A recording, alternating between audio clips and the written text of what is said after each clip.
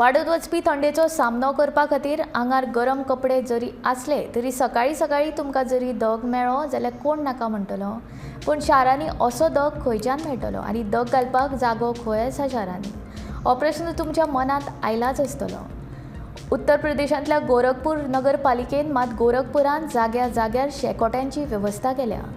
गोरखपुराचें तापमान 9 डिग्रीचेर पावलां, देखून लोक शियेन कुडकुडपाक लागल्यात।